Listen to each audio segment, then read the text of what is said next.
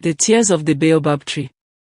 In the heart of a sunburnt African plain stood an ancient baobab tree, its gnarled roots coiled like sleeping serpents, its vast trunk wide enough to shelter an entire family.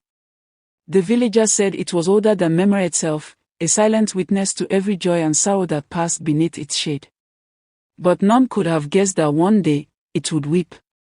Amara was known throughout the land as a healer, a mother of peace, and a woman whose laughter could calm the winds. Her only child, Kato, was the light of her world, a boy born under the full moon, with eyes bright as dawn. Together, they lived humbly, healing the sick and feeding wanderers who came by their hut.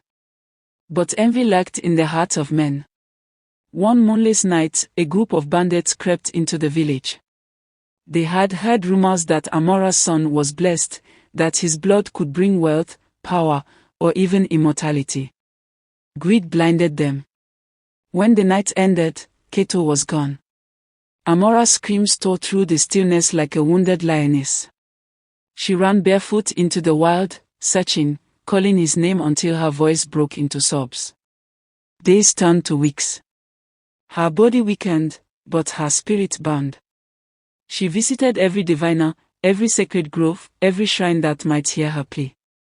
One night, she sat beneath the old baobab tree, the same tree where she had once told Kato stories about spirits and stars.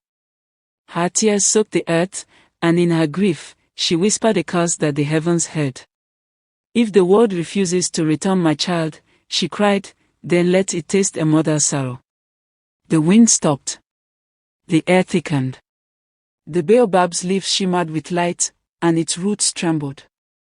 From its trunk sipped a glowing sap, like molten gold mixed with tears. The spirit of the baobab awoke, an ancient being bound by the love of mothers and the pain of loss. It spoke not in words, but in thunder. The skies darkened. Rivers hissed. The wind carried Amora's grief to every corner of the savannah. Far away, the kidnappers, drunk on their ill-gotten gold, laughed in their camp, until the earth beneath them shifted.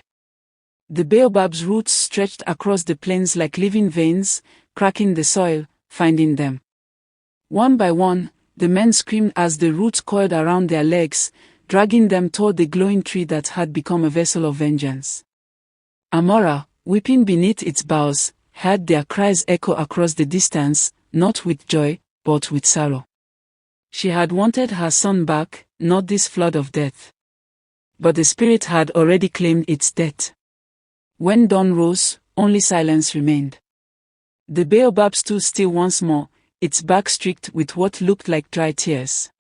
Days later, villagers found Amora resting at the tree's base, her arms wrapped around a small mound of soil where tiny footprints ended. No one saw her breathe again, but the people said her soul became part of the baobab, that her voice could be heard in the rustle of its leaves when the wind cried at night. From that day forward, the tree became sacred. Women who lost their children came to weep beneath it, and the ground would glisten with dew even in the dry season. The villagers began to call it the tree that weeps for all mothers. They say that when the moon is full, and the night is quiet, you can see the faint image of a woman holding her child in the bark, her face serene, her eyes eternal.